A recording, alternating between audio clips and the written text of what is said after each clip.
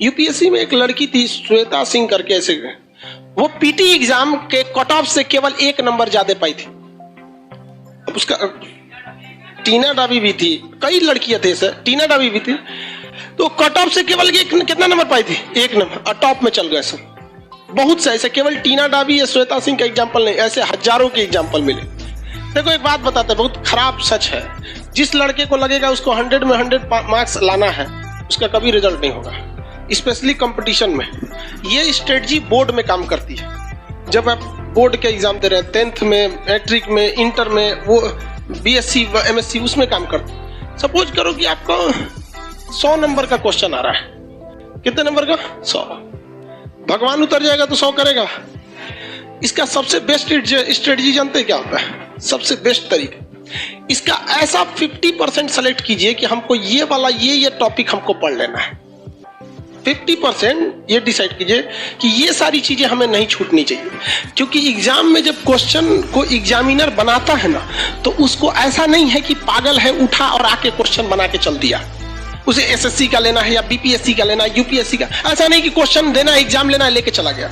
उसके लिए भी कुछ रूल एंड रेगुलेशन होते हैं, उसके ऊपर भी कुछ होता है। जैसे स्टूडेंट्स के लिए एक सिलेबस होता है एग्जाम देने का, वैसे ही एग्जामिनर के ऊपर एक सिलेबस होता है एक क्वेश्चन सेट करने का पैटर्न, जिसमें वो 50% एवरेज क्वेश्चन सेट करता है, जिसके लिए बहुत खास मेहनत की जरूरत नहीं है, केवल सिंसियरिटी की जरूरत है। इसके बाद का जो 30% क्वेश्चन होता है, ये टफ होता है, और ये 20% उन्हीं को दिया जाता है जो बहुत होशियार समझते हैं अपने आप को, ताकि उन्हें बर्बाद कर दिया जाए। ये 20% क्वेश्चन किसी कीमत पे आपसे नहीं हो सकता है। देखो बाबू, ये 20% कब हो सकता है? बोर्ड के एग्जाम में। बोर्ड के एग्जाम में आप 100 में 100 करो, लेकिन जिसने यहां सोच लिया, आप कभी कभी देखते होंगे कुछ क्वेश्चन को हम बड़ा सीरियसली बताते होंगे, किसी क्वेश्चन को बता के इग्नोर कर देते हैं, अरे हटा यार। जानते हैं किसको? ये 20% वाले। रीजन क्या है कि आपको हर एक सब्जेक्ट देखना है। हम ये 20% भी बढ़ा सकते हैं, लेकिन फिर दिक्कत क्या होगा? फिर आपसे रीजनिंग गया काम से, आपसे इंग्लिश गया काम से, मैथ गया काम से, सब चीज चौपट होने लगे। तो आपको क्या बनना है? जर्नलिस्ट बनना है, स्पेशलिस्ट नहीं बनना है। हमारे लिए क्या जाता है? हम तो पूरा लिखवा देंगे, पूरा ले सोच रहे एको राजवंश, तू कुछ नहीं छोड़ेगा। लेकिन फिर भी हम क्या करते हैं? कोशिश यही करते हैं कि कम से कम ये वाला तो ससुरा किसी कीमत पे ना छूटे, ये वाला नहीं छूटे। रिजल्ट यही दिलाता है। जिनका कमांड इस पर हो गया, उनका रिजल्ट हो जाएगा। इसको कभी नहीं देखना है। इवन मैथ में देखिएगा क्या होता है। हम तो मैथ के टीचर नहीं हैं जो हम आपको मैथ के बारे में समझाएं, लेकिन लड़का को कभी कभी देखते हैं, एक लड़का यहीं के लाइब्रेरी में कभी कभी चले जाते हैं हम भी, एक बार रात में देखे लड़का सीजीएल की तैयारी कर रहा था, कैट का मैथ बना रहा है। मतलब क्या कर लोगे यार? 20% वाले में जाओगे, इसमें जाओगे ना, 100 में 100 लाओगे यहाँ पे, बाकी इंग्लिश चौपट होगा। फिर टीयर 1 में रीजनिंग और जीएस चौपट हो जाएगा, रीजनिंग चौपट हो जाएगा। तो कभी भी आप अपने आप को ओवर एडवांस मत समझिए।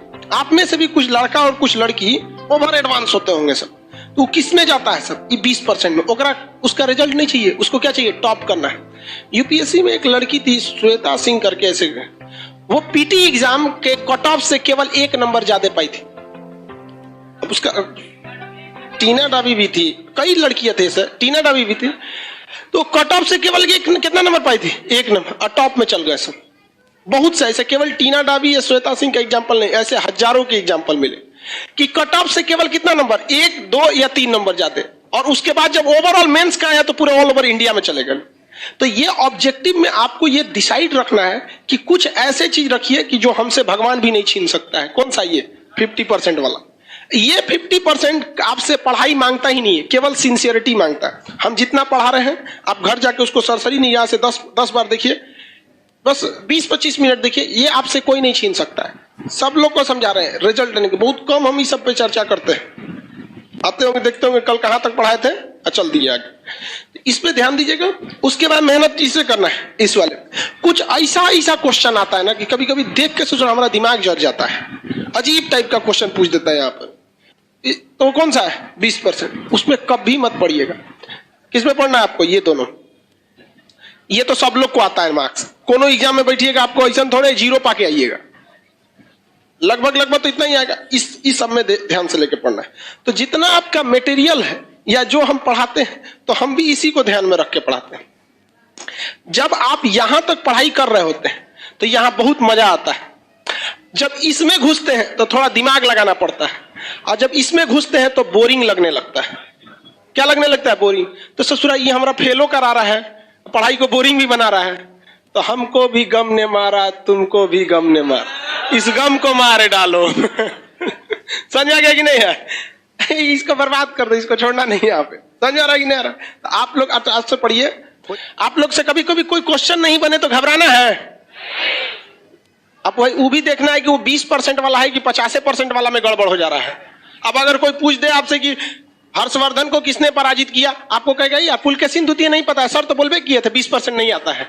अरे यार लेवल भी तो ध्यान रखो, वो 50% वाला में से है।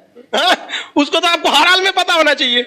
तो ये नहीं कि नहीं आ रहा है तो सबको 20% वाले में डाल दे, उसका एक लेवल होता है। अब वो आप भली भांति समझ जाएंगे, पता ही नहीं चलेगा तो कौन चीज है यहाँ, कुछ अजीब टाइप का पूछ देता है यहाँ पे। ऐसे लोग को नहीं ध्यान देना। जैसे पूछेगा हर्षवर्धन के समय आसाम का राजा कौन था, नहीं का मतलब बनता है।